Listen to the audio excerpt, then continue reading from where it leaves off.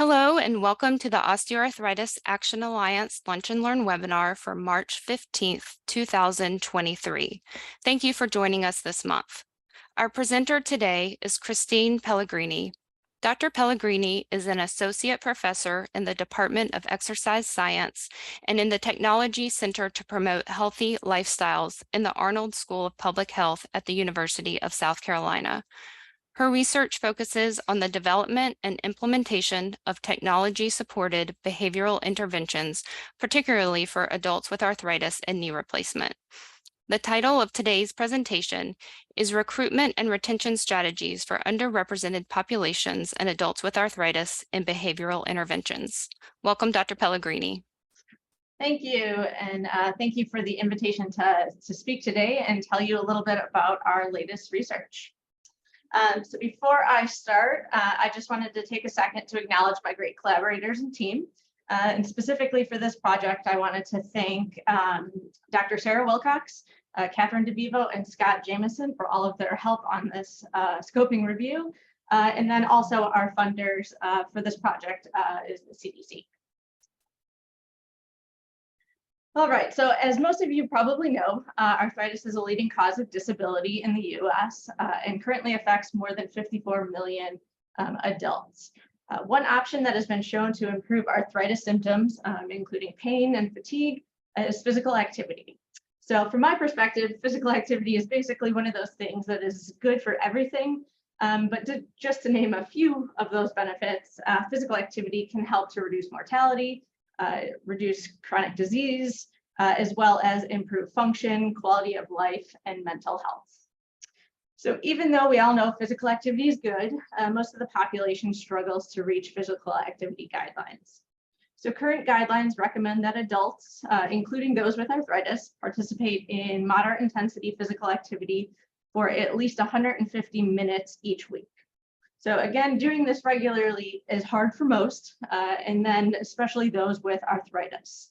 So the majority of adults with arthritis do not reach the recommended 150 minutes. And in fact, many will probably fit within that inactive category, suggesting that they engage in less than 10 minutes of activity or less over an entire week. So we all have our barriers to activity and challenges we face. Whether that's lack of time, lack of motivation, weather barriers. And those with arthritis often deal with even more barriers on top of those, so including things like pain and fatigue. So the CDC and the Osteoarthritis Action Alliance have teamed up to recognize community-based programs that have been shown to improve arthritis symptoms. I believe there are currently 12 physical activity and 9 self-management education programs that are recognized as arthritis-appropriate evidence-based interventions. So although these programs are effective in helping to reduce symptoms, participation in community-based physical activity and self-management programs is often lower in those with racial and ethnic minorities, those who live in rural locations, and those with disabilities. Some of the known challenges to participating in these programs and behavioral research are distrust with the research, lack of access, transportation, or resources to attend these programs, the time commitment which could be involved to attend regular sessions, and also just a general lack of awareness of programs and availability. So therefore, we opted to conduct a scoping review to identify strategies that have been used for recruitment and retention in behavioral programs targeting diet or targeting exercise, physical activity, and chronic disease self-management. And specifically, we focused on underrepresented populations and populations with arthritis. So we guided our scoping review based on the JBI Manual for Evidence and Synthesis and the PRISMA Guide for Scoping Reviews. With the help of a librarian, we searched through 5 databases, and some of the key search terms that we used are in my little magnifying glass. During our search, we included articles published between 2000 and 2022. They had to be written in English and focus on recruitment or retention strategies for a physical activity, exercise, or disease self-management program. The populations being included were racial and ethnic minorities, those with rural residence or low socioeconomic status, as well as those with arthritis. And so we use the definition that CDC uses for arthritis, which includes anyone with some form of arthritis, rheumatoid arthritis, gout, lupus, and fibromyalgia. We excluded studies that and published articles that were conducted outside of the US. We excluded abstracts, dissertations, and clinicaltrials.gov records. We excluded those studies that focused entirely on a clinical diagnosis in youth, pregnant women, and those with substance abuse or mental disorders. Because we were focused on community-based programs, we also opted to exclude studies conducted in clinical settings.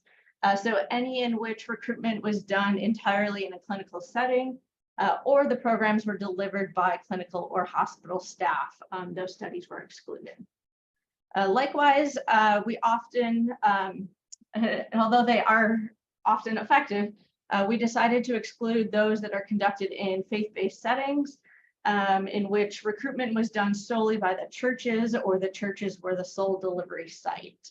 And we decided to do this primarily because recruitment and retention strategies done at an organizational level may differ from those done at an individual setting. So our results, our search came up with over 2,800 articles. Out of those, we ended up conducting full text reviews of over 150 articles. And then ultimately, we ended up with 43 articles meeting our criteria. Of those, 31 described interventions or protocols, 8 were review papers, and 4 were qualitative or descriptive papers. So looking at our 43 articles that we included in our review, the majority of them focused on physical activity or exercise programs, and only a handful or so focused on the disease self-management.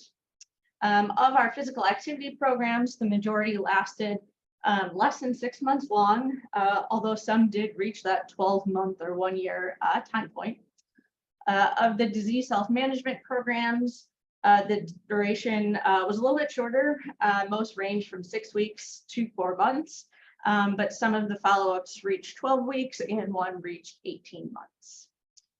Looking at our populations, many focused on African American populations, Hispanic or Latino, and then we had 7 articles that focused on populations with arthritis. So among those with arthritis, most focused just on general arthritis, with a few specifically focusing on osteoarthritis, rheumatoid arthritis, lupus, or fibromyalgia.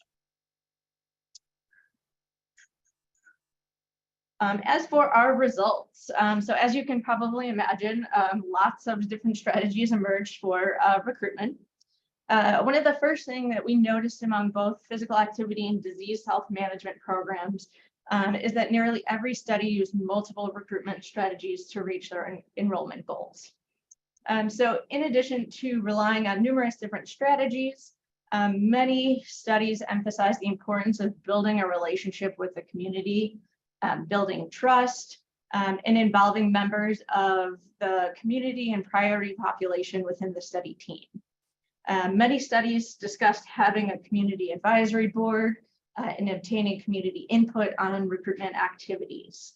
Also, many did emphasize the importance of ensuring that those who were responsible for recruitment were race and community matched to the target population. Another common recruitment strategy that we saw across a lot of these programs was the use of flyers and brochures. So oftentimes these materials were distributed to the population at community events and different locations. Some of the locations mentioned were work sites, outdoor markets, libraries, beauty and nail salons, community or senior centers, and grocery or dollar stores. Some of the studies highlighted the importance of tailoring images and wording within those brochures and flyers to reflect the priority population. Another strategy, emails and other online approaches like social media and general mailings were also reported as effective approaches, as well as word of mouth referrals. Okay? So that basically is like essentially current participants or others spreading the word and telling each other about the study or the program. Additionally, traditional media was often reported, so advertisements on television or the radio seem to be effective, as well as in magazines. Some studies mentioned appearances by the study team and mention of recruitment through guest appearances on television were also effective. And then finally, providing information sessions, giving presentations or attending different community events were helpful for recruitment. As part of our review, we did look at recruitment yields by strategy, as well as the costs associated with varying recruitment strategies, as we thought that would be very helpful. Unfortunately, only one disease self-management program reported recruitment yields and costs by strategy. And then there were more of the physical activity programs reported this information, but usually it wasn't in a uniform way. So some reported the number screened by strategies, others reported the number enrolled by randomized, and then how many were screened or contacted by strategy. And then some just looked at the number enrolled per strategy out of the total number enrolled or randomized. Costs were just as messy, so looking at the range of total recruitment costs, there was a range of 26,000 to over 4 million. As total recruitment costs. But ultimately, the inconsistency in the reporting makes it awfully challenging to try to draw any conclusions about cost and yield per recruitment strategy. As for retention, overall retention strategies were not discussed as often as recruitment strategies were. We only had 3 disease self-management and 12 physical activity program studies specifically discuss retention strategies. Similar to our results with recruitment, the most common strategy for retention was building relationships and trust with the priority population, having peer advocates or members of the community or target population on the study team, assisting with the program, retention, and maybe even data collection. Some studies also reported better retention results after making adaptations or tailoring to the program to better suit the population, as well as focusing on strategies to help build rapport with those participants, their families, or even the community. Another effective retention strategy included offering flexibility with the study activities, the study visits, the program. So essentially really working with the population to find a time and a place that works with them. So just kind of being flexible with when and where those sessions were happening. Along the same lines, many studies highlighted the importance of providing appointment reminders, whether that be text messages, phone call reminders, or email reminders. Just some kind of reminder to help them keep that in front of their mind. And then another extremely common strategy was the provision of incentives, whether that be just straight up money or cash or gift cards, or some other form of incentive or gift. And then finally, providing childcare was mentioned by at least 5 studies as being helpful for retention. So again, probably just providing that flexibility, providing that childcare so the individual can participate in the program. And then similar to the recruitment results in being messy, the same goes for the retention. Retention rates and strategies were not consistently reported across studies. Also, we only included strategies that were explicitly mentioned for retention, although we do recognize that many studies likely included more strategies to help with probably both recruitment and retention, but just were not always reported within publications. So all in all, our review highlights the complexity of recruitment and retention among behavioral, physical activity, and disease self-management programs for underrepresented populations and populations with arthritis. I think it's clear that multiple strategies for both recruitment and retention need to be implemented to try to get those optimal results. But I don't think we know that best combination and think it's probably dependent on numerous different factors, whether that's the budget, location, the target population. Many studies, and I will report I do the same exact thing, but we kind of have the kitchen sink approach, in which we will include a whole bunch of strategies with the hope that some of them will work. It's probably not the best takeaway, but to me, it kind of seems like the approach is the more approaches you use, the better results you will have. But again, within that kitchen sink approach, you're not necessarily sure which of those are having the best effect. And with that being said, it's also not feasible to always include more, and you're not always going to get the best results from that, but it kind of seems like numerous factors or numerous strategies are going to be necessary. The one constant strategy across both the recruitment and retention is that the stakeholder and community involvement within the study or program implementation is necessary.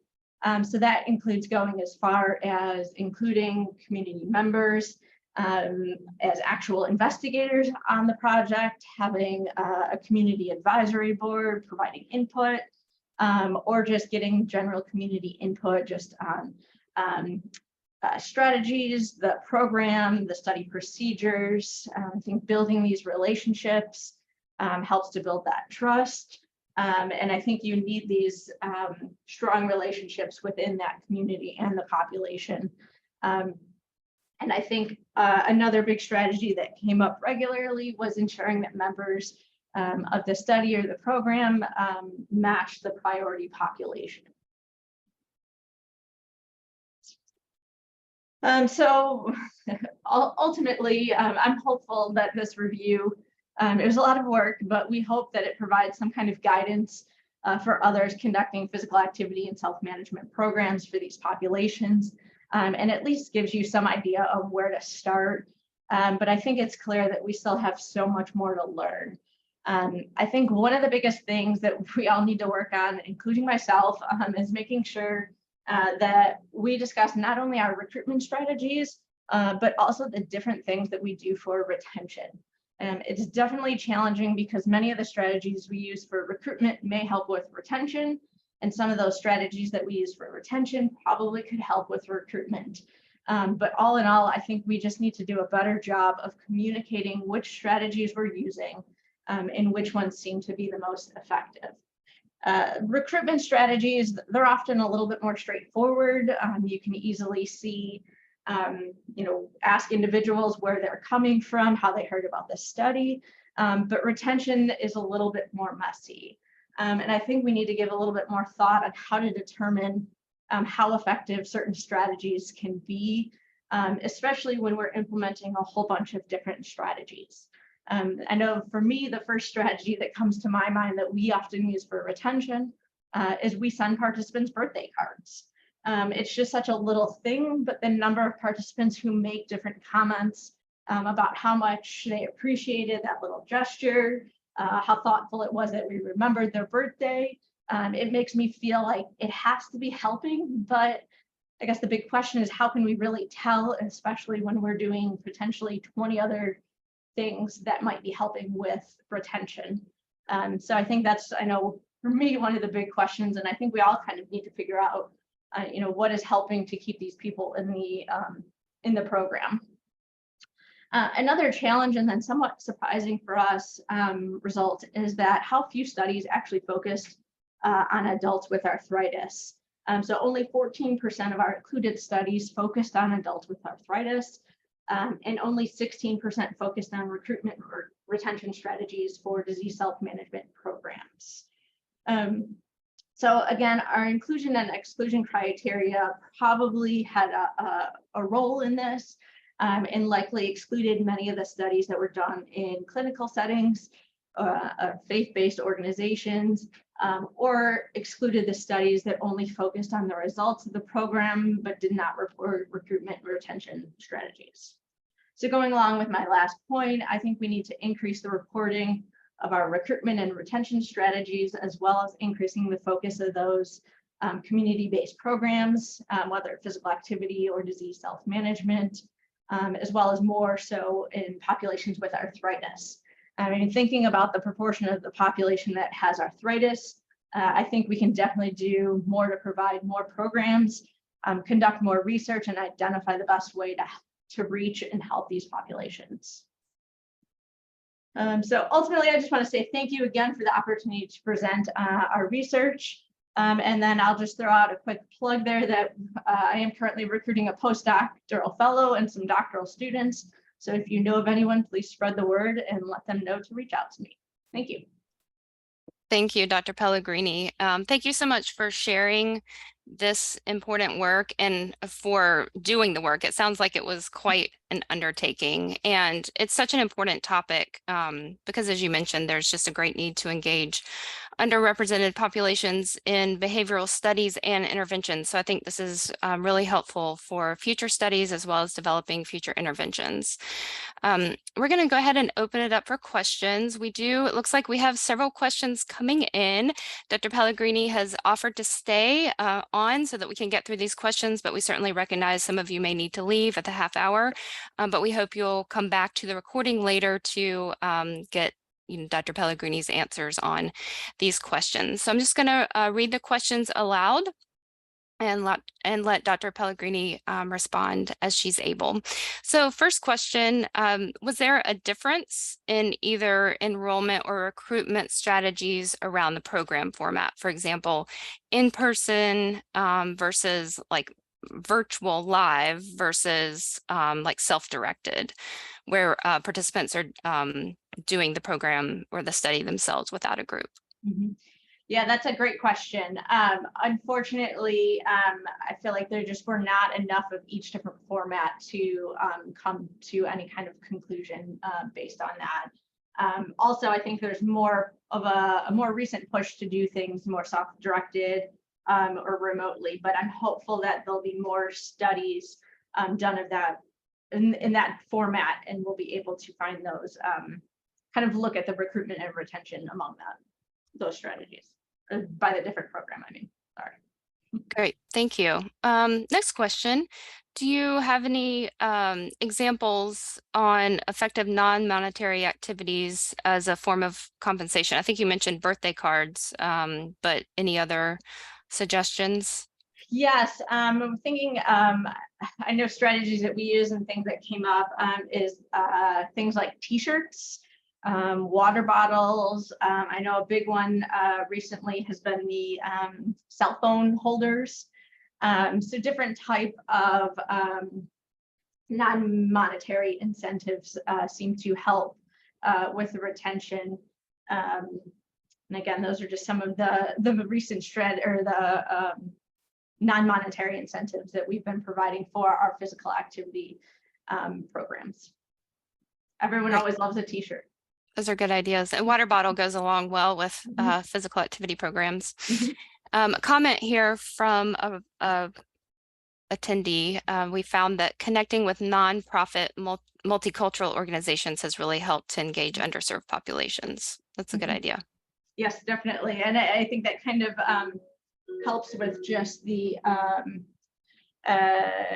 building that trust. And if it is a trustworthy nonprofit organization that other people, the population trusts, teaming up with them definitely can help. Here's a question. Has the effect of socioeconomic and geographical factors been looked into?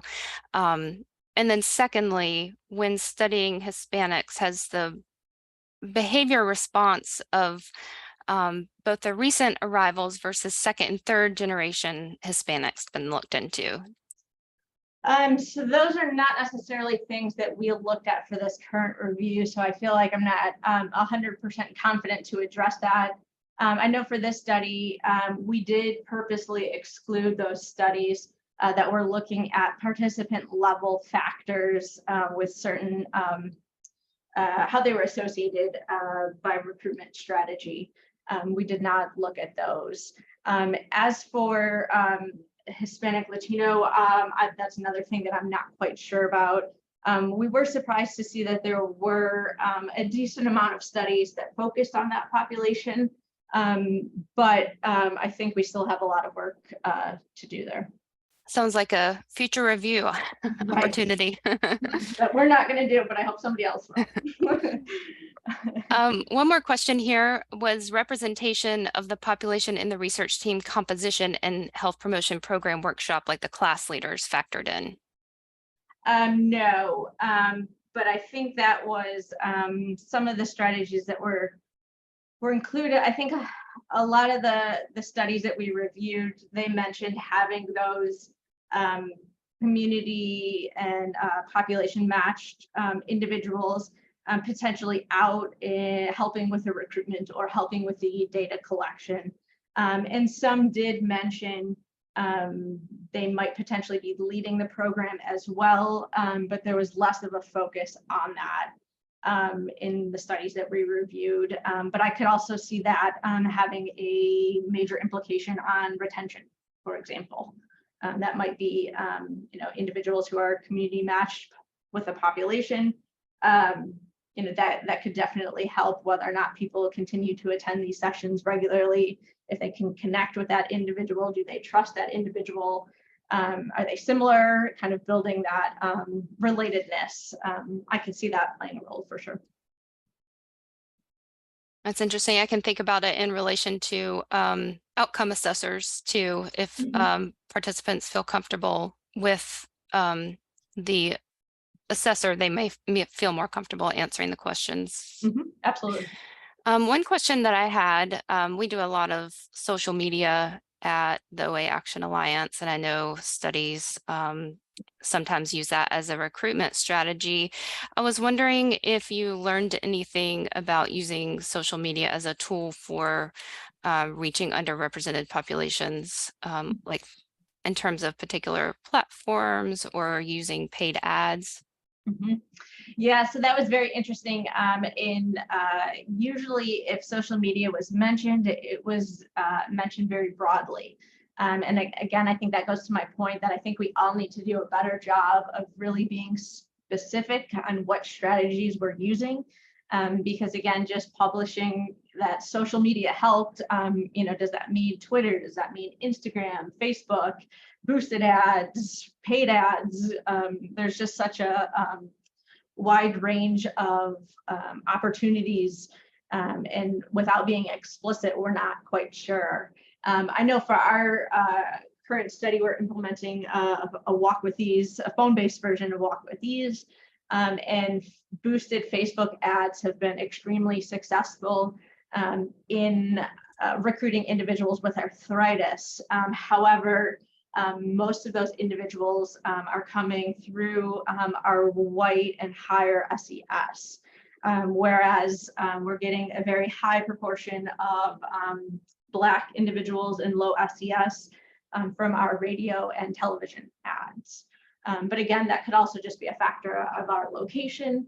But again, just another plug out there that I think we all just need to do a better job of being more clear, being more specific, and just trying to report more of these strategies that we're using, because I think it will save us all a lot of time and effort down the road, and also just help to reach more individuals who are in need of these programs. Well, it also goes back to your point about the kitchen sink approach, where you just need to try a lot of different things to reach as many of those populations as you can. And one last question. I wonder if you learned anything about the interventions themselves that might be especially appealing to underrepresented populations. You mentioned tailoring the intervention to the target population. So I wonder if you could say a little bit more about that. Yeah, so that did come up in our review, although we weren't explicitly focusing on it. So there's probably a lot of details that we potentially missed. But it does seem like tailoring the program to the community, to the target population is effective, probably for recruitment and retention. But in terms of, what kind of tailoring, what kind of modifications need to be made, that wasn't anything that we looked at. But I think that also goes alongside with, including members of that population on your advisory board as part of your study, reviewing materials, providing input, getting different individuals with different forms of arthritis from different underrepresented populations.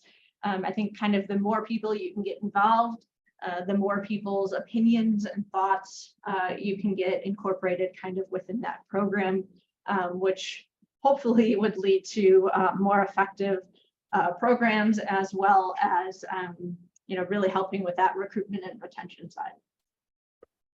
Well, thank you. And I don't see any other questions in the chat. So Dr. Pellegrini, I just want to echo many of the comments in the chat. I hope you're seeing them. There's so many shout outs to you for a great presentation. Thanking you for the information. So thank you for your time and sharing this with us today. And thanks to those of you for joining us. As I mentioned, we will be sending out a link to the recording later this week. And I'll just end with a plug for next month's Lunch and Learn, which will be on April 19th. And the speaker will be Dr. Jeffrey Dreeben, who will present Preventing Osteoarthritis After an Anterior Cruciate Ligament Injury, an Osteoarthritis Action Alliance Consensus Statement. Thank you all. That concludes today's presentation. Thank you.